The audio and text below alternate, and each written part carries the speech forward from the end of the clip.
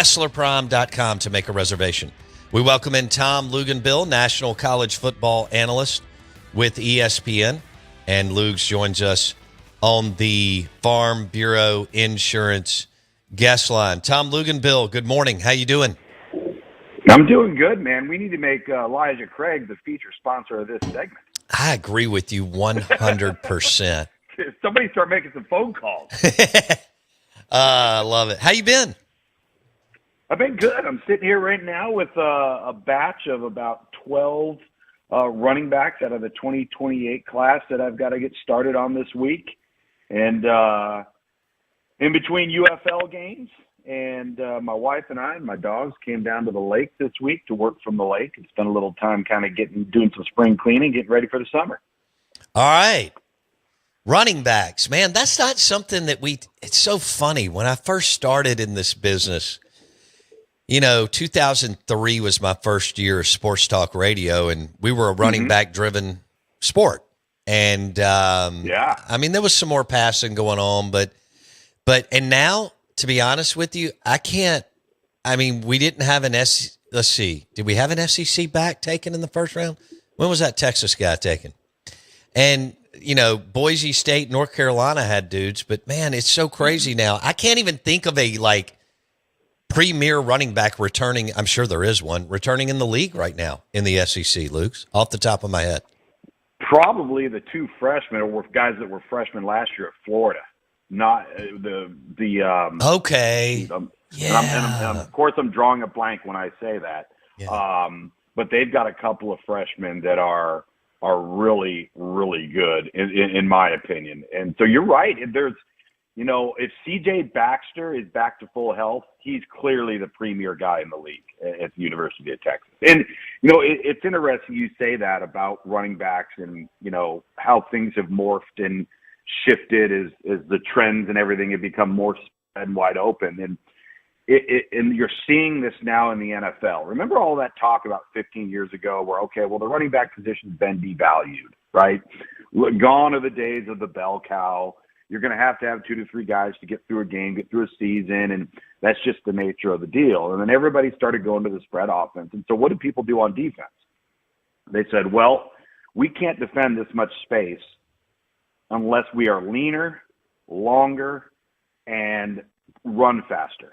Well, okay, that was a great adjustment defensively to the spread, and we've seen that now for the last 10 to 15 years. Well, look what the NFL's doing, because the NFL did the same thing.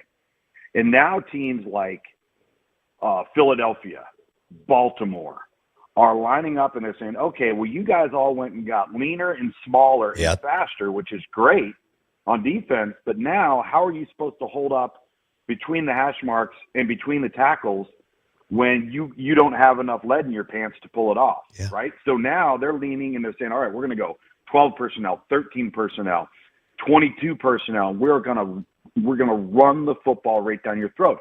And that's why for a guy like Ashton Genty, a guy like Amarian Hampton in North Carolina, they could not have come out at a better time. Amarian Hampton could not have gotten drafted by a better fit with Jim Harbaugh and the way he wants to run the ball and how they're going to be downhill.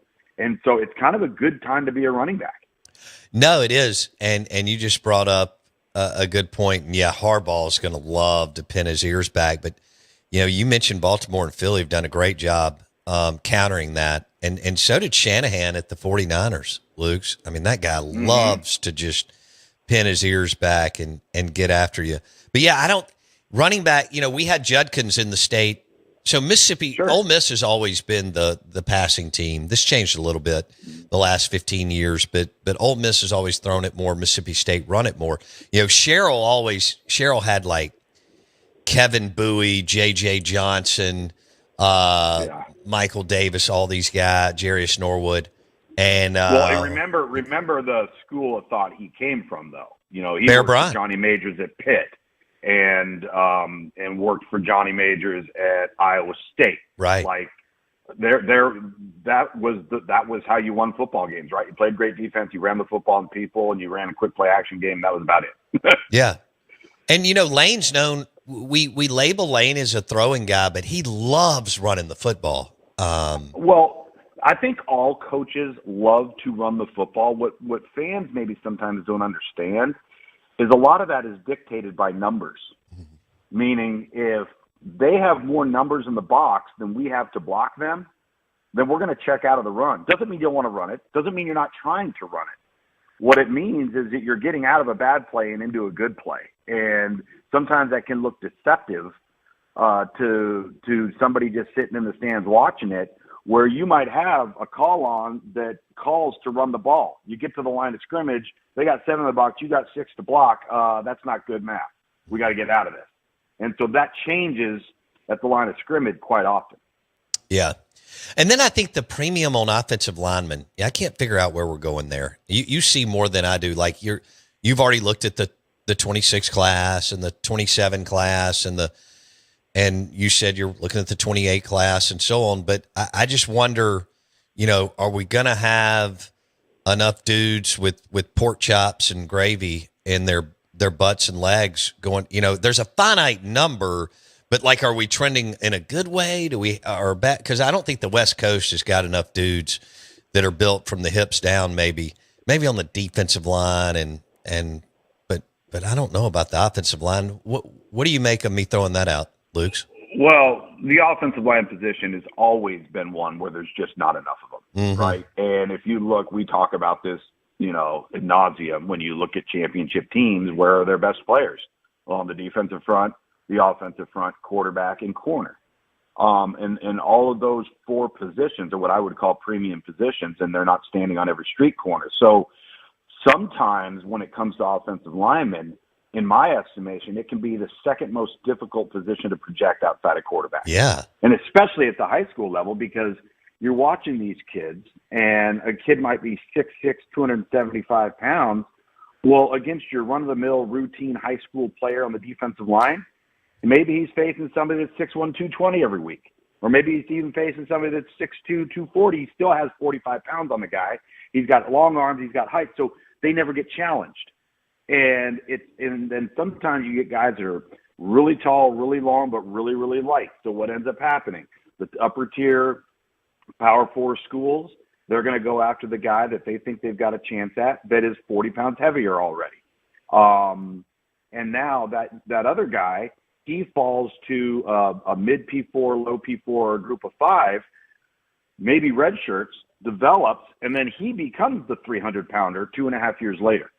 And I just think that position is so hard to project at any level, National Football League, high school, college, and there's not enough of them. And it's why, I broadcast the UFL each and every week. And, right. The biggest challenge for every one of those teams is finding offensive linemen and ones that are good enough to win, not just bodies. Right. It's hard to find the ones that are actually good enough. Tom Luginbill, national college football analyst with ESPN. He joins us on the Out of Bounds show, brought to you by award-winning Elijah Craig Bourbon. Spring Street Cigars is now open in Jackson. 3 floors, 2 bars, beautiful cigar bar and lounge. They do have Elijah Craig small batch bourbon. They are open. Their first day was yesterday. Luz is going to join us for one more segment, kind enough to make this fit around his schedule this week in between games. Tom Luginbill on the Farm Bureau Insurance Guest Line. We are the Out of Bounds Show, 105.9 The Zone, ESPN, brought to you by award-winning Elijah Craig Bourbon.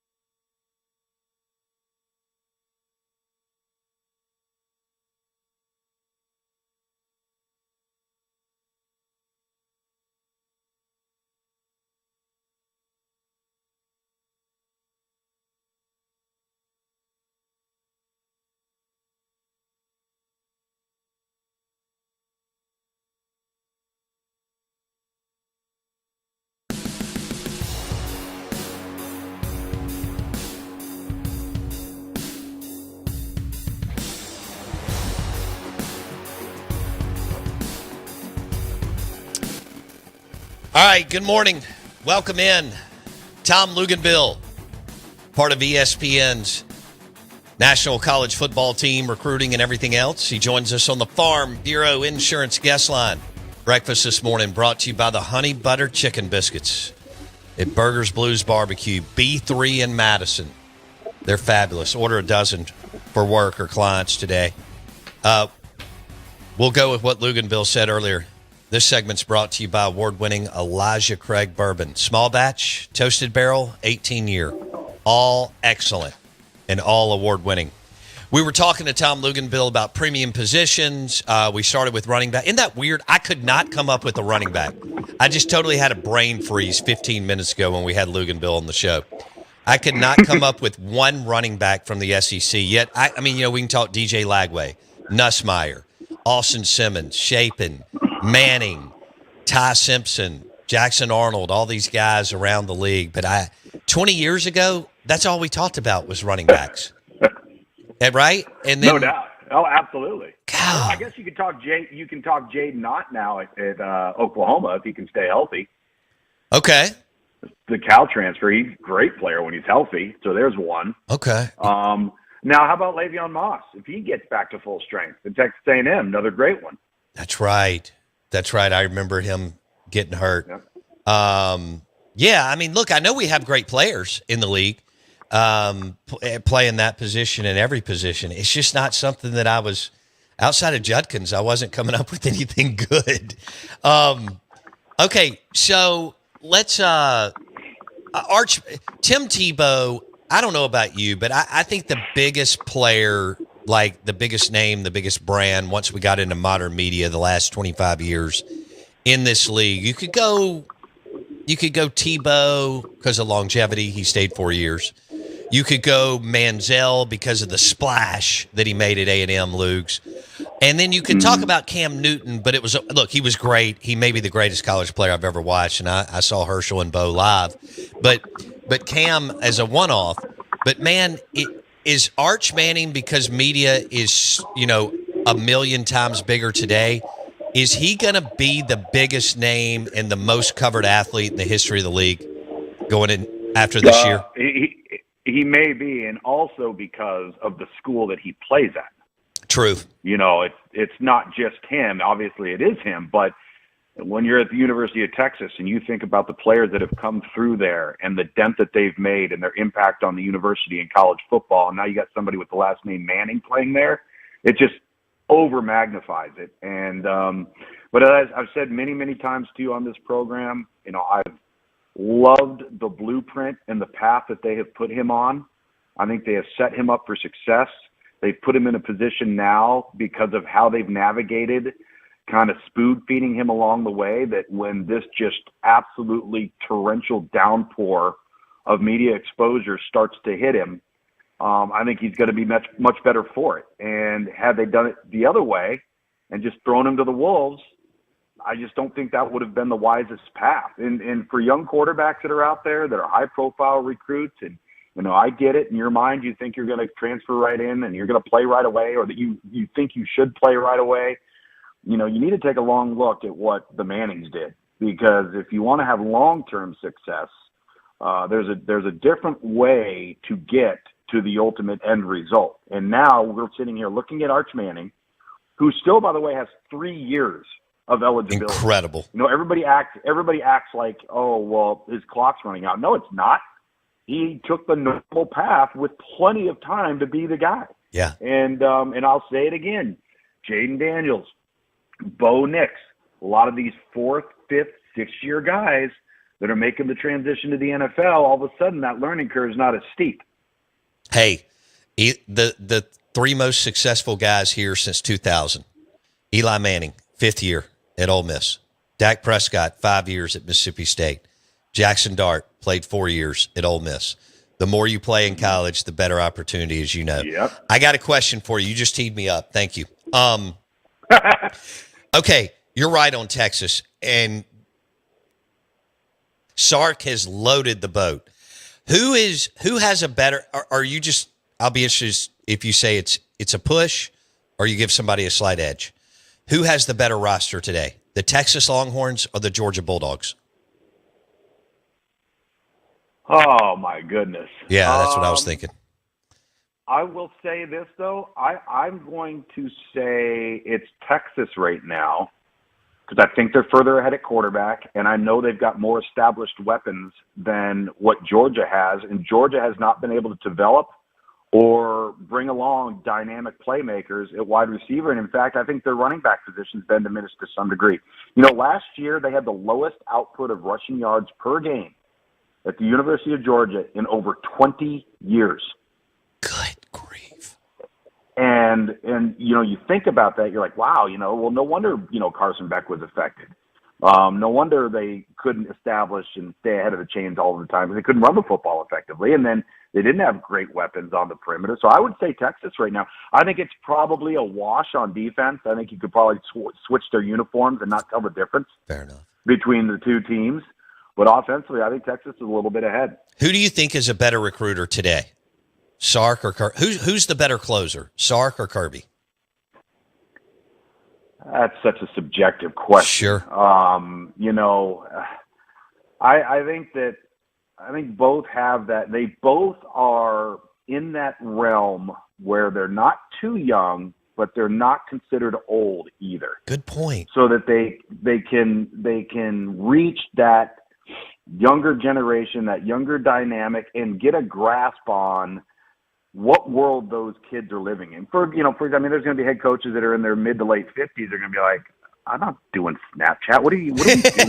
Like, what is this? What is that? Where guys like Kirby and Sark and, you know, probably Lane to some degree and some others are, you know, they'll dive in enough to know what's going on to make a dent. And I know I've got off on a tangent there. It's such a tough question to answer because I think a lot of it too depends on the kid. Yeah.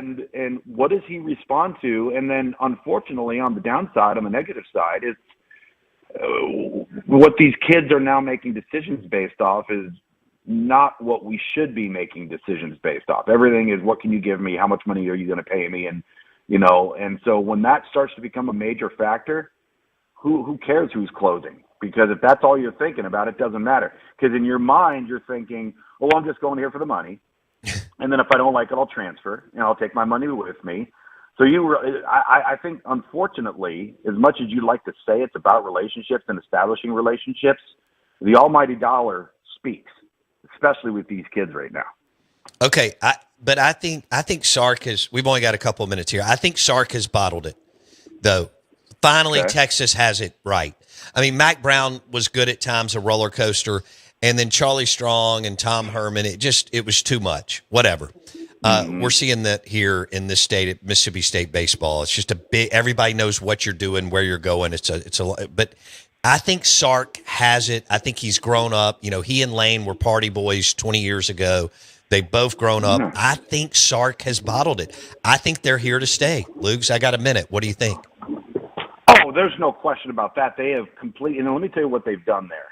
Is they've instituted something that was lacking, and that is you will not play here if you're not a tough guy, and if you have any sense of entitlement, you won't last here. Yeah.